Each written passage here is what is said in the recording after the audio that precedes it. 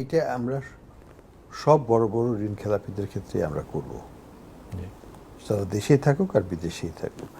আমরা তাদেরকে সুযোগ দিব এটাকে নর্মালাইজ করার, অর্থাৎ একটা বড় একটা অংশ দিয়ে তারপরে কিছুটা বাকিটা শিডিউল করে দিতে পারেন, অথবা পুরোটাই দিয়ে দিতে পারেন।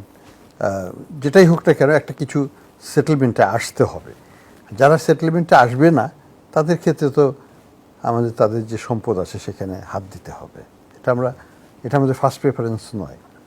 আমাদের প্রথম লক্ষ্য হচ্ছে টাকাটা ফেরত আনা, প্রথম এবং একমাত্র লক্ষ্য টাকা ফেরত আনা। এটার বাইরে কিছু আমরা কিন্তু চাচ্ছি না।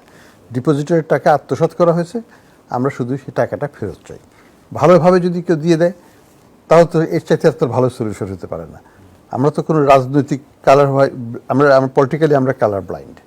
সে যে পার্টিরই হোক না কেন, যদি ডিফল্টার হয়ে থাকে, যদি টাকা না দিয়ে থাকে, তাকে আমরা ছাড়ব না।